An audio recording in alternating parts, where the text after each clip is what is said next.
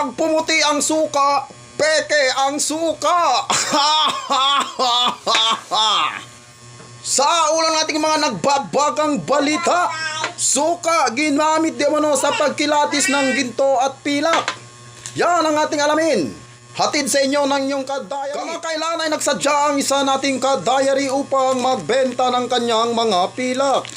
Ayon sa kanya, ibinabad di umano niya ang kanyang pilak sa suka. At ito ay nangitim. At dahil ito ay nangitim, ay pila siya ng ibenta sa atin dahil sa kanyang pagdismaya. Alamin natin kung ito ba ay real or fake. Sabay-sabay sulit tayong pagkilatis mga ka-diary. Ayan, at puro nga itim ang kanyang mga silver o pilak. Nangitim nga ang kanyang mga pilak. Kaya ipinasya niya ang ibenta sa atin dahil ito daw ay nangitim nung ibinabad sa suka. Tingnan natin kung ito ba ay pilak o hindi. Siyempre nag-magnet test tayo. Titignan natin kung ito ba ay magnetic or hindi. Ni isa hindi nag-magnet. So isa itong good sign mga ka-diary. Ngayon ay i-acid test natin kung ito ba ay tunay na pilak. Gamit pa rin ang ating nitric acid. Meron mga solution na ginagamit ng silver solution pang testing ng mga silver. Yung gagamitin natin ngayon ay nitric acid pa rin. At syempre, isa-isa nating kakaskasin ang silver. Puti siya na kulay yellowish mga ka-diary. At isang sing-sing na ewan ko na parang pinulupot.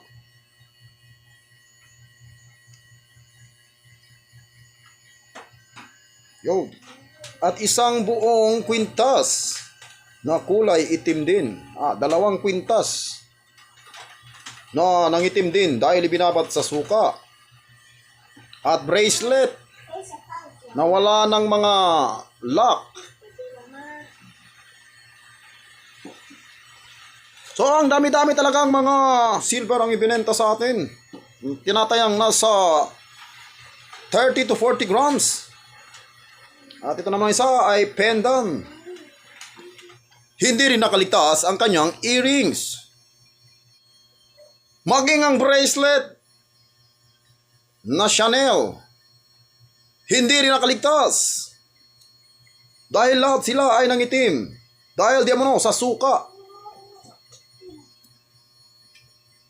At yan ang ebidensya ng nakalap natin, mga ka-diary.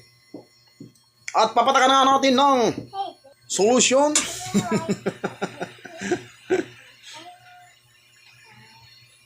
Sa nakikita nyo mga ka-diary, unti-unti siyang nawawala. Pero kulay yellowish kani-kanina lang. Tapos bigla itong nalusaw sa solution. Hindi naman siya nagkulay berde ni green bubbles. So, ayong nabili natin na mga jewelries ay real!